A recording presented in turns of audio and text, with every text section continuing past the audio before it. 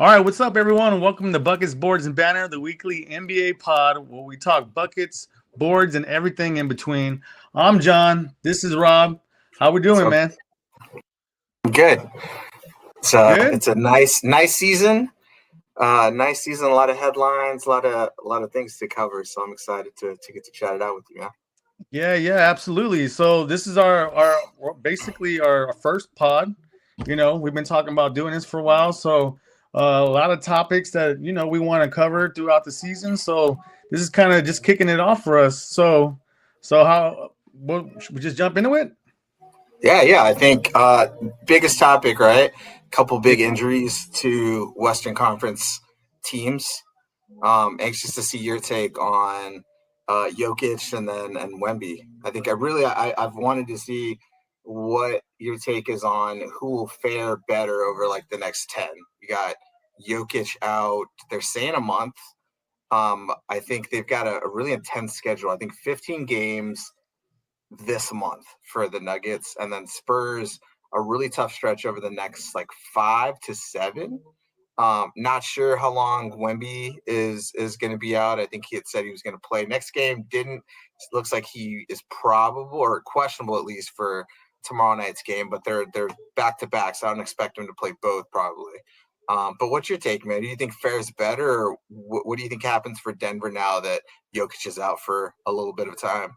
Yeah, so I think well definitely I think Spurs got the edge right now. Well, Denver's kind of in trouble because not only is Jokic hurt, they're like the whole starting five was out a couple days ago. Like there's a bunch of guys out right now. So it's gonna be really hard for them to just keep up in this competitive West. It seems I saw it the other day, the whole starting lineup was out. And that's pretty tough to overcome. Meanwhile, the Spurs are over here. I think for a little while there, it kind of benefited the Spurs while Wemby was out, kind of getting these other guys kind of finding their place on the roster, getting their confidence up, and then you hate to see Wemby be hurt, but it just kind of boosted everyone else up. So hopefully, when he comes back in, they kind of find their footing, find their rhythm as a team, start to gel, and I think they'll on the long run they'll be a lot better off. But it's going to be tough for Denver to just kind of overcome not just Jokic, but all the starting five, all the guys there. So, how far do you think they fall? So they're in fourth now. I think the latest updates had Christian Braun coming back sooner. It looks like Cam Johnson was out a little bit longer. Now you've got Valanciunas, who went down with an injury. And again, Jokic, they're a great team. They're missing at least 4 of the 5 starters. You've got a key bench player out. Maybe Braun comes back. But Jokic is someone that like he obviously makes the team run. I don't think they have the necessary pieces. You got Gordon out also. They're in fourth right now, 6-4 in the last 10. I feel like they won't slip into missing the playoffs. I don't think it's there. I think he'll come back. He'll be able to play a bit before he'll get them back on. But I think I see them slipping to where they're going to have to fight within that 6-7 range to hopefully stay out of, the play-in. Some of those teams. But, if you get a surge from, Minnesota, who's played well of late. But if you get a surge from them, if you get a surge from, even the Warriors who haven't played great, then I think you're worried about it. I think if you're Denver, you obviously want to stay in probably lockstep with the Spurs and the Lakers, who are 2-3 right now. I don't think they're upset if they fell to, like the 3rd seed, or even if they fell down to like the 6th seed, right? I think they avoid having to go against OKC early on in the playoffs and meet them maybe in a conference finals. I think they're okay with that. So, I don't see them slipping where, they're obviously going to fall in the playoffs. I think they're just too good of a team. But, the West is tough. You got the Suns at 7 who are 21-14, had some really good wins. They just beat the Lakers the other night. Yeah. They look good. I think for sure, same as you. I think they have more to lose now with these injuries than the Spurs do. I don't think the Spurs fall out of like the top 5. I could definitely see Denver though, like sliding into that 6-7 range. But then again, if you get Jokic back for the playoffs and you're a 7 seed, like who wants to see them? I think you'll have the 2 and 3 seed jockeying to probably get out of that. I don't think anybody wants to see a Denver team that then has Jokic come back and healthy for the playoffs. I think that's a tough matchup for anybody. Yeah, that'd be tough. They fall in the playing, and then these top teams are, the Thunder, the Spurs. They don't want to see Denver the first round. Nobody wants to see. Yeah, you don't want to get rewarded being top 2 seeds. Get seen Denver. So I mean that'd be tough. But it is a lot of good teams. Portland's been playing great. Warriors. I don't really know how I feel about the Warriors. They're just kind of hot and cold with me. I mean, Suns are very capable. Wolves too. So, and even like way back, I mean, the Clippers went on a little run there. But I mean, they're what 6-4 in their last 10. So I think they're trying to figure it out. So who knows?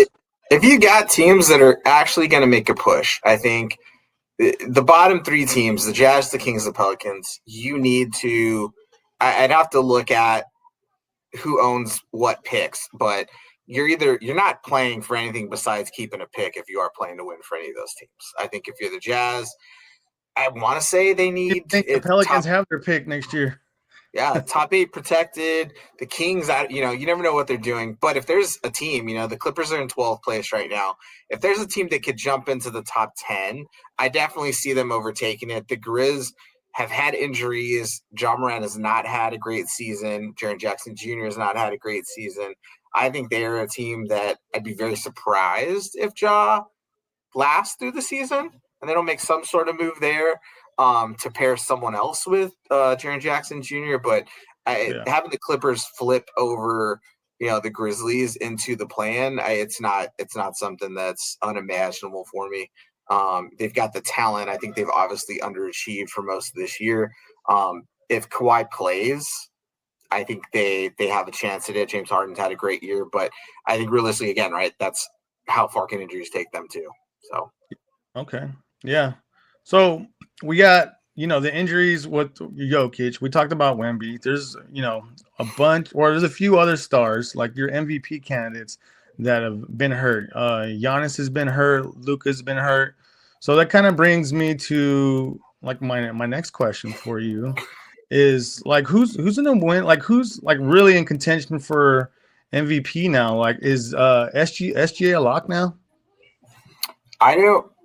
To the people that vote and it matters to, I think this will be one of the easiest decisions. If Jokic misses a definitive amount of games, I don't even think he has to miss the amount that takes him to 65. I think he's played every game. So what has he missed? 1 so far? I think they're playing tonight too. So he's missed a couple. I think if he plays 70 games, I could still see him as the front runner. If OKC stays on course, if somehow unimaginably they lose 25 games, Jokic plays 74, 70 to 74, and he continues to average what he's done, I think it's an easy choice for him. But I think right now, Denver's sitting him. He doesn't play for the month.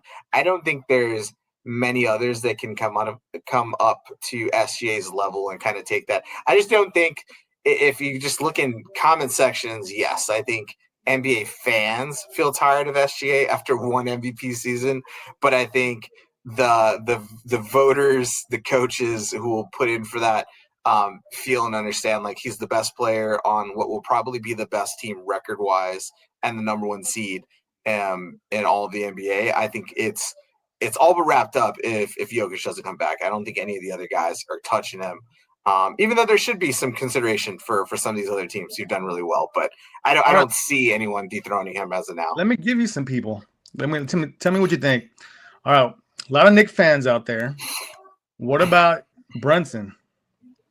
Is he a candidate? Is he in there? He's I'd say top 5. I think you got SGA. He's real clutch. You got SGA, Jokic, Giannis, Luka are probably your 4 prime players. I think right outside of that, I'm a Wemby fan, but I think Jaylen would probably be the 5th. Like, I think he's right there. You've also got to look now. Jaylen Brunson. Sorry. Jaylen Brunson. Jaylen Brunson. I think the way they've played, if they can lock in a top 2 seed, if everyone was injury free, I think he'd have to lock in the 1 seed in the East to be like a top 5 MVP candidate. But I think the fact that they played pretty consistent, they got the Emirates Cup championship. I think he is a definite top 5 lock for it. You got Jaylen Brown knocking on the door. You got Cade Cunningham that's right there, leading some good teams. But I think, like Jaylen Brunson outside of those guys is probably a dark horse to look out for. Okay, I mentioned them. Jaylen Brown. The Celtics team. The Celtics team was not supposed to be the 3 seed in the East right now. No, especially Tatum going down. They were supposed to be, kind of just tanking it. Jaylen Brown, he's not letting it happen.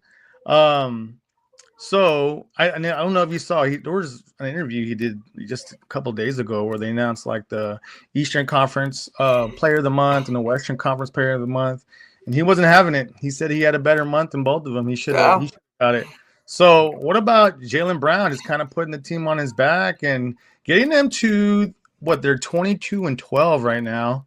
And if you look at that, I mean that is, they're what, 3rd in the East. So, they're actually just a half game behind the Knicks. What about Jaylen Brown? Is there a world where he's in there? He gets it.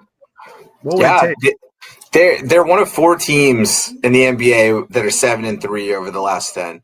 I think this was supposed to be a rebuild year for the Celtics, right? I think Tatum out, you kind of felt like, all right, is the window closing? Are injuries going to take them apart? I wondered if they were going to go the route they did after they lost to the Warriors in the championship, where they let go of a couple key guys, then they win, and then you wonder, like, did they just take that and decide, hey, we're going to do a rebuild with one of these guys? And I think the question's always been, who's your star, right? Tatum, Brown. Tatum, I think, is seen as the superstar. But Jaylen Brown's got the Finals MVP. He's got, I think, overall more of the accolades. He definitely has done the work, and he hits everything. He takes tough shots. He makes them. He's a great defender. He's right there. I think they're surging right now. I'd love to see, are they able to keep this up at some point? Do they get Tatum back? I think I've read that he's ahead of schedule. And what you'd expect for that type of injury. So does he come back? Does that push them into it? I think they're a frisky team. I don't think they end the season as the 3 seed in the East, but if they're the 5, like, they're a tough out. And I think I'd pick them over the Sixers. I'd pick them over the Raptors. Definitely over the Magic for some stuff. So I think Jaylen Brown's right there. I just think you've got. Until OKC really falls, and I think 4-6 do we say in their last 10 for OKC? They're 6-5 6-4. Let me also point this out. They're losing by 17 at halftime against the Hornets right now. Oh wow, yeah. So I don't know what type of slide. I don't think a loss to the Hornets will take SGA out of it, but I mean they're surging. I think the East guards. In Brunson, Brown, and Cunningham, outside of SGA, they have great cases to make. And then you got Giannis, who is there. I just, the Bucks, I think, have to make some moves to be able to stay there. I mean, they're the 11th in the East. I don't think Giannis, he can play amazing, have a great season. I just don't think at this point in his career, like, he's getting MVP votes at that level if his team's not making the playoffs or even the play-in. So I think his name falls fast if they don't do some work on it. And the only names I think popping up there, I'd still, I think at this time, put Brunson above Brown. But it's not by much. And then I think Cade Cunningham is right there. But, the thing on the Celtics side too, when you look at like strength of schedule, The Knicks and the Pistons have had a pretty home heavy weak team schedule so far to start the year. It gets heavier for them. I think you look at the Celts and they've played tougher teams. They play on the road a bit more. And they have better records, I think, on the road than both those teams. So, it's something to say the surging there. If Tatum comes back, does that take away from what he's done? I think he's also benefited. Like Derek White's had a rough season for the Celtics and not looked as Derek White as he would have been in the past. So, okay. Yeah, the last person I was going to mention was Cade Cunningham. I mean, they're winning. They're what 26-9 right now. They're the only other team besides the Thunder without a double-digit loss in the loss column. So, oh wow. But the last 10 are 6-4. I mean, no one's really on fire right now. No real big winning streaks right now. So, well, I mean, the Pacers are on fire the opposite way. They're 0-10 in their last 10. So it's a dumpster fire there. But you have the tale of two stars, right? Like the Pacers lose Tyrese Halliburton and they're 6-30. The Celtics lose Jason Tatum and they're 22-12. I think the supporting cast are obviously different. Jaylen Brown is a higher caliber player than anybody that is on the Pacers currently playing right now.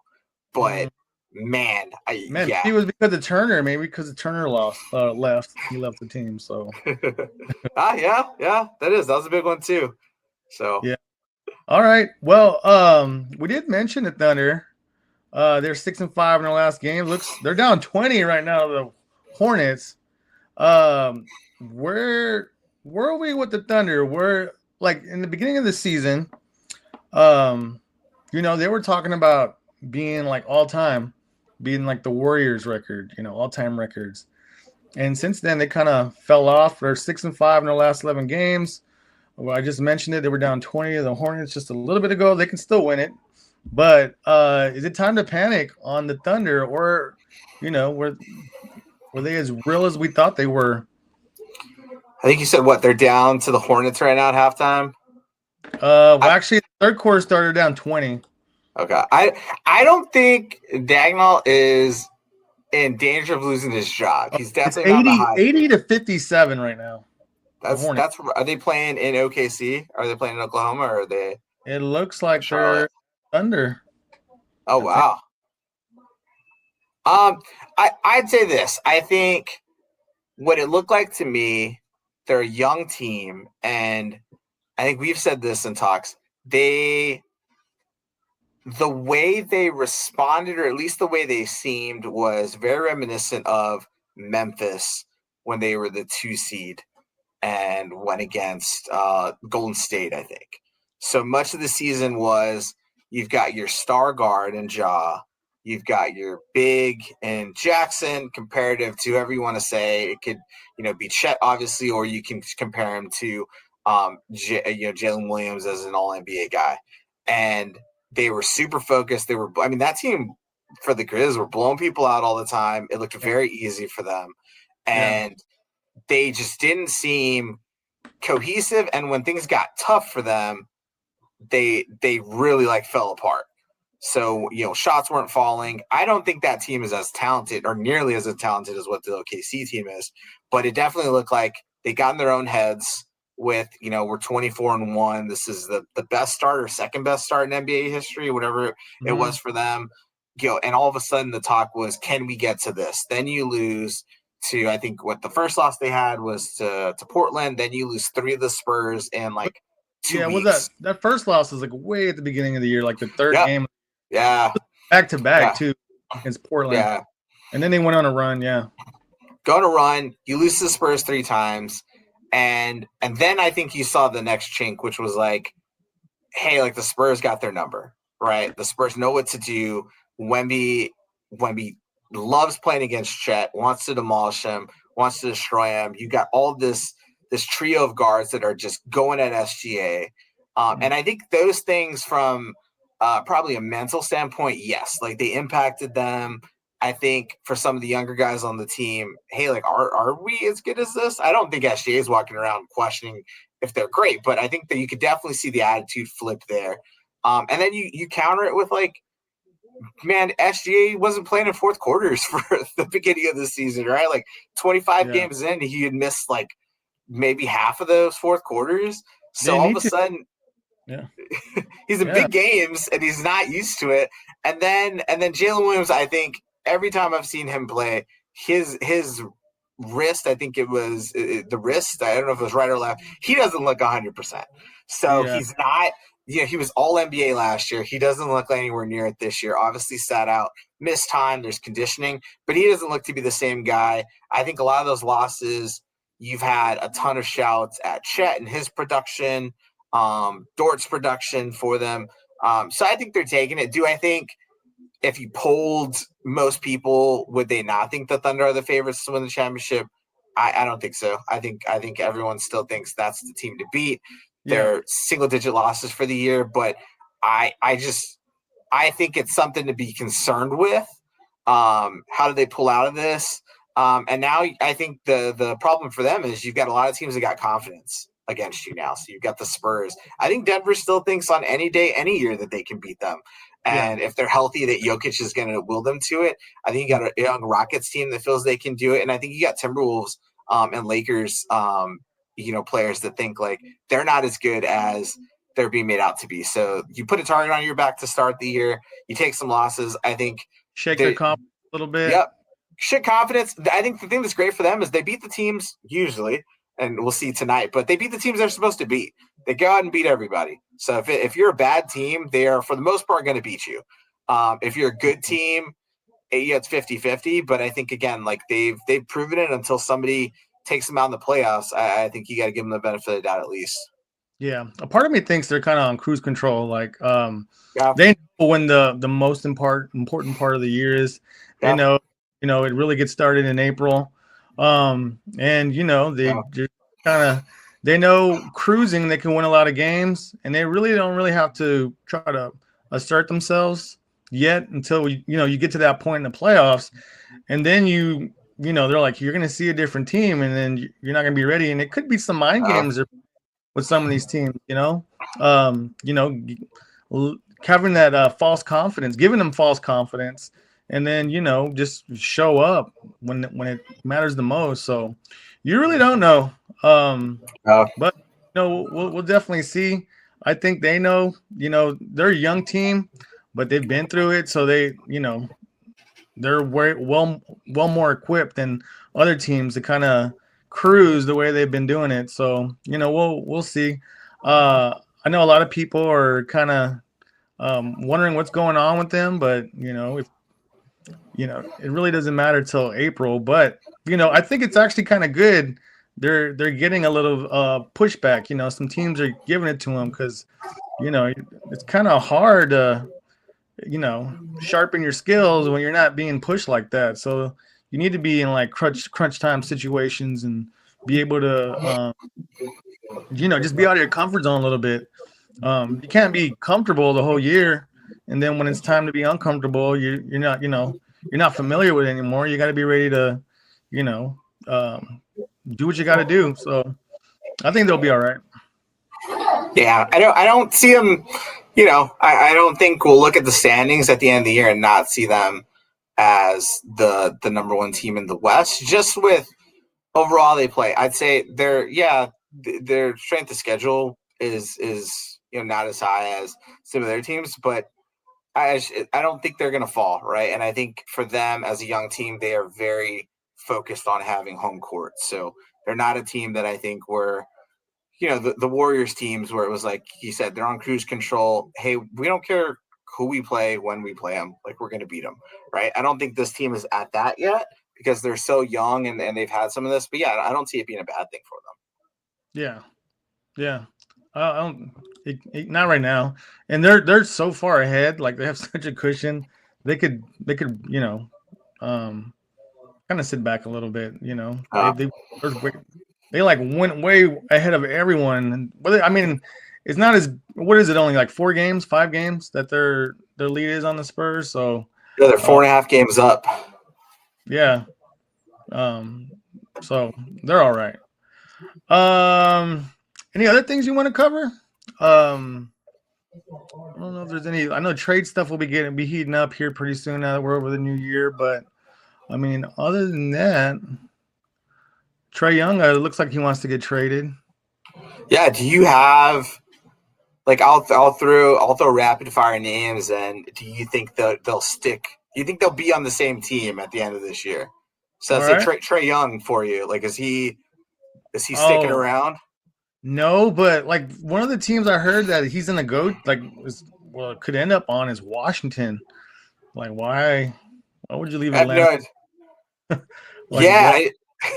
I wouldn't leave Atlanta to go to go to the Wizards. I don't. I mean, aren't they super guard heavy already? Like you're talking Poole, Keyshawn Yeah. Oh, George. I think Poole's actually in New Orleans. So Oh yeah, yeah. Sorry. He was moved out. McCollum. No, it's McCollum. Yeah, McCollum's in. That was the yeah, swap, right? That was the yeah. swap. Okay. But I mean, if Washington wants to put together a small backcourt of Trey Young and CJ McCollum, then I don't know what they would expect to do with that who's besides the? Oh, I can't remember his name. Who's the kid from Texas? The guard that Trey Johnson. Johnson. Isn't he on Washington? Yeah, He's a good young guy. forward. They've got some good young pieces, but again, I mean, it's Washington. You know, will they put it together? Do they have the capacity to do that? Like, I would want to see what direction they go. So Trey Young not there. I actually like Trey Young. He's not going to stay in Atlanta, but please don't go to Washington. Uh, No, I I can't really see a perfect landing spot for him though. Trey Young, I think, is the ultimate floor raiser for a team. Like I think he automatically makes you like a bad team. He automatically makes you better because I think yeah, defensive liability at times, but he's going to get you buckets. He's going to get the ball to people. Pick and roll is going to be tough. He's going to make other teams work on the defensive end for them. On the other side, you've got to hide him. They're going to get attacked, But I think like those bad teams, yes, he makes you better. Is he going to put Washington in the play-in? Like, probably not. But I just don't. Yeah, I don't know of the teams you would want him to go to maybe put him over the hump. Like, is bringing in a 6-foot guard who's not as capable on the defensive end. Is that what they're going to look for? I don't think there's a contender that's looking for that right now. Yeah. So I don't know. All right. So Trey Young gone. Ja Morant. He needs to be gone. I don't know if he'll actually. Well, yeah, he's gone. Gone. He's been there long enough that he is who he is. Like, Well, no, he can't stay healthy. He causes issues. I mean, he's real talented, real athletic, real explosive. yeah. But you could even see like there was times where you could tell he didn't want to play there. He was getting into it with the coach, and then he's like, ask him. I don't know. Like, to me, he seems miserable. Get him out of there. He's not there. Yeah. LaMelo Ball. Wow. I say they keep him. I don't know why they would, but maybe because it's the Hornets. But I say he sticks around. He just likes to hoop. Like they allow him just to be him. Just go out there, and just do stuff. Like he does crazy like highlights and real cool stuff. But come on, he doesn't play winning basketball. So he stays. He's happy. What about Paolo Banchero? Oh, I'd say he stays. Why would you like? You think he'd be gone? I don't know the package. I think they are the poor man's version of when the Celtics were looking at can Jaylen Brown and Jason Tatum coexist? And I think they showed that, yeah, we're both all NBA players that were really good. We'll figure it out. Banchero's really good. And so is Franz Wagner. I think you look at like efficiency and all these things. He's obviously coming back from injury this year, so it's different. But I don't know what the fit is long term for them or what the Magic want to do. like you traded for Desmond Bane. You've got some more scoring on the outside, but like, what do you bring in? I had seen a couple trades tossed around that had Trae Young going to the Magic to pair up with Bane and them, and then that was moving Banchero over to the Hawks. The couple trade destinations I had for Trae Young was Magic. Could he go? But again, I think they've had a run of small guards, but they've got like small aggressive defenders and Bane and Suggs. So it's like, could that pair them? I don't think they've got like the rim protection of people. The other place I'd seen was Milwaukee for Trae Young, was getting him there with Giannis and Turner. Could that circumvent his liability on the defensive end with having like some big rim protectors and defenders there that would allow him to kind of play his game a little bit? I think he definitely, in a pick and roll scenario, sounds great there with Miles Turner. I don't know necessarily though with the way Giannis plays. Like he wants, obviously Trae can run the floor, but I think Trae wants to set up in the half court, get things running. Like, is Giannis going to want to run 40 pick and rolls a game with him? Like he didn't want to do that with Dame. And so like, does he want to go do it with Trae Young now? Like I don't know. So, but those are mine. Those are the big ones. I think the other big name that was tossed around, and I just don't think he's going anywhere, was Giannis himself. Which was pushed a ton to begin the season. I think obviously if they finish and miss the playoffs again, he's injured now, but he should come back. I think he was set to come back. But I wonder if the noise will get loud enough if they miss the playoffs this year that then they will look at like moving forward. But again, that's like an earth shattering move. Like you got to do a ton of stuff to pull in Giannis. And also, if I think of the Bucks, right, like you probably want a lot in return. So I don't necessarily know if some of those are realistic. Yeah, the Bucks right there. Right now, they're what, the 11th seed? Oh. They're right. So Atlanta's the 10th seed. Milwaukee's the 11th seed. Yeah, I don't. They got to do something.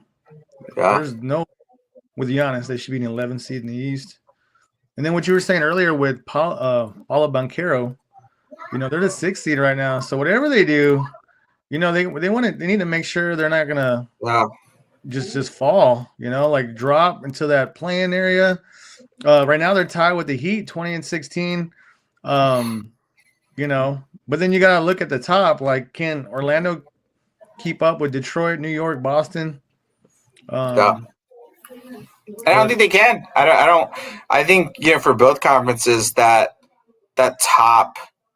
those top 4 to 5, and the West is obviously deeper, right, where some of those teams can make moves. But in the East, I think I trust New York more than I trust Detroit, just as a more tested team. Yeah, they haven't done what they needed to do in the playoffs, but I trust them more. I'd say I probably trust Boston more over Detroit as well. Just, that's a championship caliber team, even though they're missing their key star.